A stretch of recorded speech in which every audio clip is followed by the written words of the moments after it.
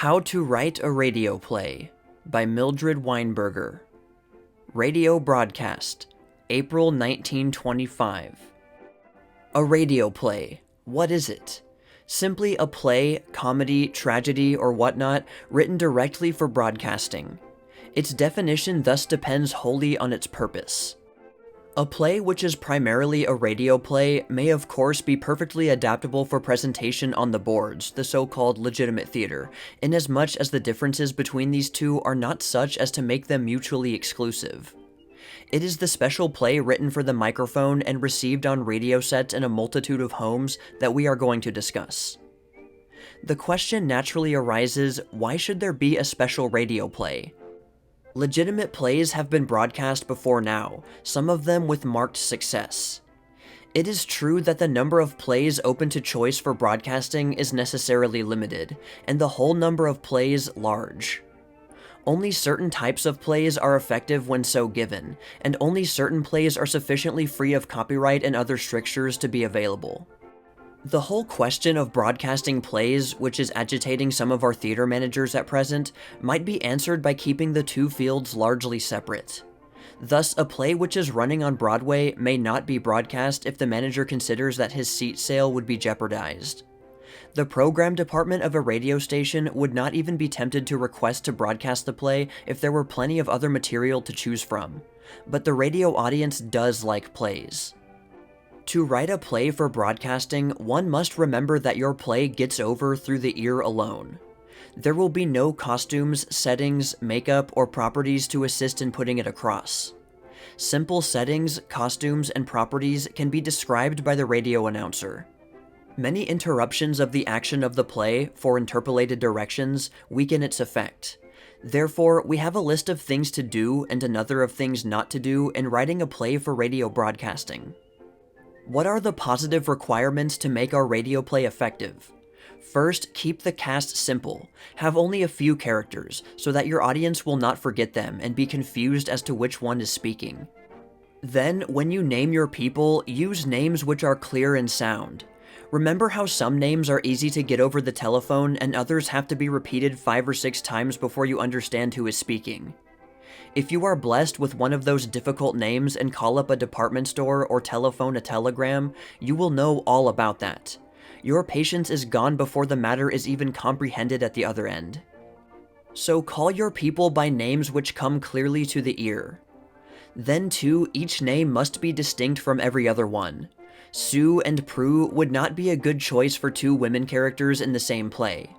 When you can see who is speaking, there is no doubt in the matter, but our radio audience can distinguish only by its ears. A crowd is never useful in a broadcast play, unless you wish merely an effect of confusion. If the idea is to represent a background of conversation, it can be done very well with perhaps 2 voices, those of important characters, coming out of it. One must be careful not to risk confusion in the lines of important characters.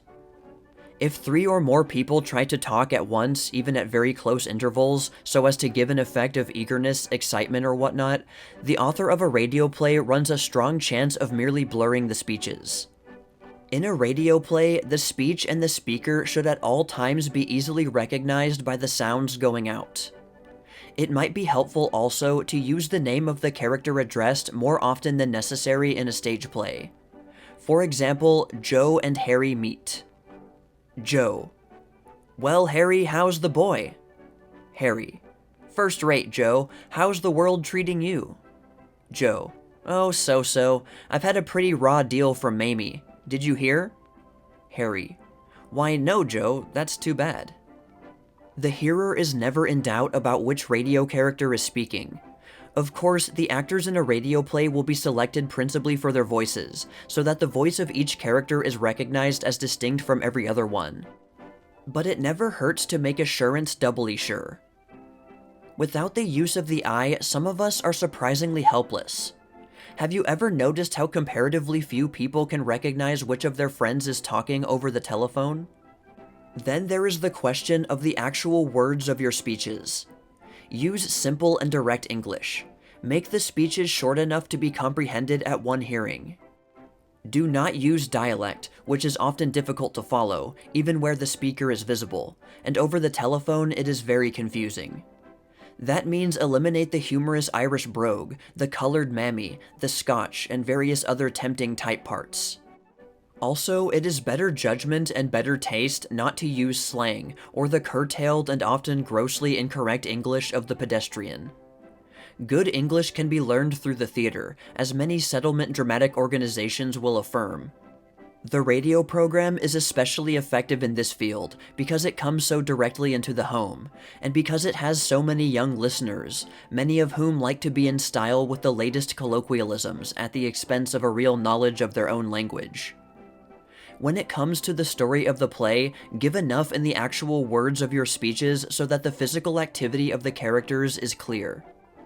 If one man were trying to get something from another, for instance, he might say, "Give that to me, or I will tear it from you." The answer is, "Over my dead body." A third voice cries, a woman's, "Don't fight, oh, you are hurting him." The first man exclaims, "I have it." Now we know what has taken place without seeing a thing. There can, of course, be simple sounds put in by the property man, such as the shutting of a door, a pistol shot, a bell ringing, the thump of a falling body. The simplest and clearest of these actions can be explained by words in a radio play without being redundant. In general, words must take the place of what would be pantomime in a stage play. This leads to an interesting development, the use of the soliloquy, which has been out of date in the legitimate drama for several decades. The soliloquy must represent in the radio play what an actor is feeling, where he could show this to his audience by the working of his face, his hands, his general movements, if our eyes could see him. Still, we are out of patience with the long soliloquy, which is merely a stilted recitation. When a man talks to himself, it should therefore be natural in the play and in the character. People who are much alone often do talk to themselves. Under the stress of emotion, anyone may exclaim aloud, and so the cases multiply. But the soliloquy in the radio play must serve a double purpose. It must continue the action, audibly, while any character is on the stage alone. We must hear what he is doing. It would seem, besides all this, as though the radio play ought to be kept at a constant pitch of emotion. That is, the characters should be highly involved, emotionally, as much of the time as possible.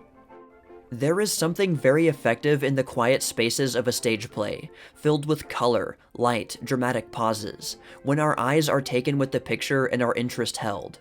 But not so in the broadcast play. We cannot see. This fact cannot be too much emphasized, because it is at the root of the whole difference between the radio pool and any other sort. Our interest has but one medium to sustain it here. If we are bored, we retune the radio set and pick up some other station. The radio playwright can only hold his audience by sustaining constantly the movement, the emotion of the story in the play. All of this has to go into the speeches, the words of the actors. It is advisable to make the radio play short and so avoid tiring the audience. This opens delightful fields for the playwright. Try to interest a Broadway manager in a play which runs less than 2 hours. Try to make him consider even a 2-act play. Yet here in the broadcasting of plays, we are free. Why not write that 2-act play which has been bothering you this long while and try it on the radio? There are many delightful situations which naturally fall into just this division of time or place, but unfortunately we know they will have no Broadway market in the 2-act form. So we try to fatten them and spread them and pull them out of proportion, much to our own grief and theirs. Another delightful prospect is that of freedom in the choice of setting. The most fantastic, the most extravagant set that the imagination can devise is nothing to the disadvantage of your play. All you have to do is describe it in words, and the announcer in the radio station will read them and create the scene. There should then be a field here for many a good play which offers obstacles to a Broadway production. The apparent rivalry between the stage play and radio broadcasting seems, on these grounds, not so formidable. As a matter of fact, many a play which is scoring a great success in the theater would not be good at all sent out from a radio station. Take What Price Glory, a most stirring experience on the regular stage. What would the second act be if we could only hear it? Take away the dugout, the dim light, the makeup of the men, and you have a series of disjointed recitations, with all that grim significance gone. And the last act wouldn't be there at all. But how tremendously it is there at the Plymouth Theater. Conversely, however, the fact that a play is effective on a radio program does not prohibit its stage success. Perhaps it has never had a hearing, and what better hearing could it possibly have than this to be broadcast far and wide? It should be very possible to rewrite many plays originally intended for stage production so that they will suit the peculiar demands of broadcasting very well. It has been suggested that a moving picture scenario offers greater possibilities, but this does not seem likely. The moving picture appeals to the eye almost as exclusively as the radio play reaches the ear. It is written in terms of pantomime, which is the very thing impossible to represent over a studio microphone. Its story is based on physical action and the possibility of effective visual drama. The radio play must make its pictures audible. Everything needful to the furtherance of the story must be told in the lines. Thus, only slight changes or additions to an existing stage play might make it a good radio vehicle, while rewriting the story of a movie would mean writing a whole new play. Why, in any case, borrow from pre-existing fields when new horizons open? Why not create a body of dramatic literature primarily intended for this specific purpose, the radio play?